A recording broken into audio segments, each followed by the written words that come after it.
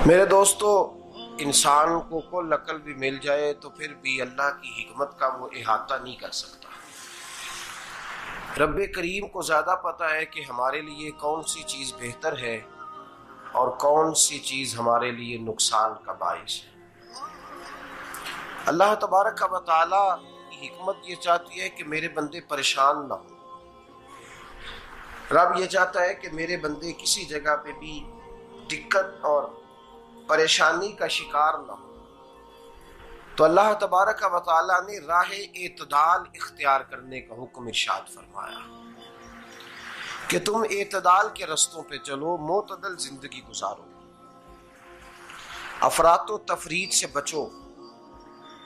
आज जिस माशरे में हम वक्त गुजार रहे हैं, इस माशरे में हम इस बात को समझने से कासिर हैं कि असल हमारा मसला क्या है। हमारा असल जो मसला है उसकी शनाख्त हमें कैसे होगी और हम फिर उस तक रसाई किस अंदाज में हासिल कर पाएंगे। हम हमेशा अपनी आमदन बढ़ाने के चक्कर में रहते हैं। एक काम और शुरू कर लें, पार्ट टाइम जॉब शुरू कर लें, कोई साइड बिजनेस उसका आगाज कर लें। हमारी जो दौड़ लगी हुई है वो लगी है काम बढ़ाने में, आमदन बढ़ाने में। हालांकि इस्लाम हमें ये कहता है कि तू आमदन बढ़ाने के चक्कर में ना पड़। असल बात यह है कि तू अपने खर्चे कंट्रोल कर। तंग इंसान वो नहीं होता जिसकी आमदन थोड़ी होती है। ये तवज्जो कीजिएगा मेरी बात, ये कीमती बात है और गुफ्तगू सारी का लुबे लुबाब है। तंग बंदा वो नहीं होता जिसकी आमदन थोड़ी होती है। असल परेशान वो होता है जिसके खर्चे ज्यादा होते हैं। और हमारा जो रोजमर्रा का नुकसान हो रहा है ना, वो आमदन के मामलात में नहीं हो रहा। बुनियादी नक्श जो वाक़या हो रहा है वो ये है कि हमारे अखराजात ज्यादा, और वो अखराजात किसी और ने नहीं बढ़ाए। वो खर्चे हमने खुद बढ़ा लिए हैं और अब हमें उसका नुकसान भुगतना पड़ रहा है। और अगर आप सही मानों में टटोलें तो जो बहुत अमीर लोग हैं वो तो उन खर्चों से बच गए। मैंने बहुत सारे ऐसे खत्मात में शिरकत की है। मैं बहुत सारी ऐसी जगहों पे गया हूं कि जहां लोगों ने बड़ा मुख्तसर सा खत्म दिलाया है तो हो गया है खत्म। खत्म के मामले में कब किसी ने पाबंदी लगाई है कि उसमें 200 आदमी शरीक होगा तो तब ये साले सवाब सही हो सकेगा? कौन कहता है? या शादी के मौके पर अगर सारे बहन भाइयों को न बुलाया गया तो मेरी शादी पाया तकमील तक नहीं पहुंचेगी, इसमें बरकत नहीं होगी। ये किसने फतवा दिया है? मोतदल जिंदगी का इस्लाम हुक्म देता है।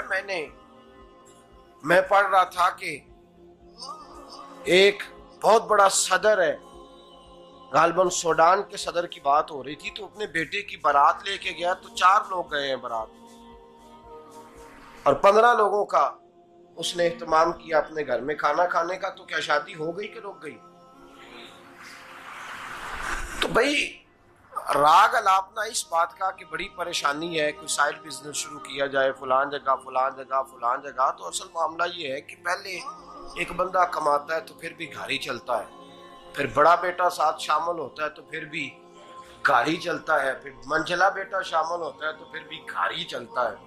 जो रोना दादाजी रोया करते थे कि बड़ी मुसीबत है, बड़ी मुश्किल है, गाँव में रह अकेले होते थे और वो 5 बच्चों को और 4 बच्चियों को वो पालते थे। तो जो वहां परेशानी थी वही आज परेशानी शहर में आकर पढ़ लिख कर मोटी तनख्वाह लेकर वही परेशानी हमें है।